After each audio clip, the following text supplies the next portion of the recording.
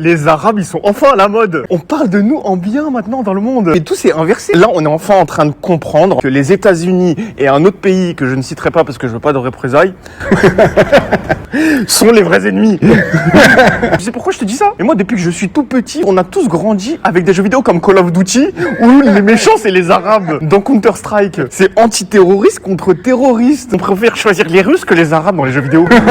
Quelqu'un qui a grandi avec cette notion que les Arabes, c'est les méchants. Et bah, quand il regarde l'actualité aujourd'hui, il doit se dire, le scénario, en fait, il était peut-être un peu plus compliqué. Quand tu vois ce qui se passe au Liban, en Iran. Attends, par contre, les gens, ils vont dire, les Iraniens sont pas des Arabes. Oui, on a compris. Et c'est des Perses, ils parlent farsi. Mais, à leurs yeux, à eux, on est tous pareils. Des Arabes qui s'organisent. Faire révolution, c'est des terroristes. Mais quand c'est des groupuscules bien blancs, on dit mouvement radical.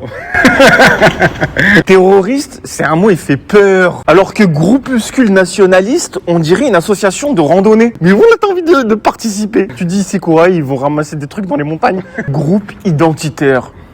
Je t'ai dit, mais moi j'ai envie d'appartenir. Je vais parler tout doucement. C'est pour ça qu'on s'isole dans un parking. Parce que le sujet est sensible.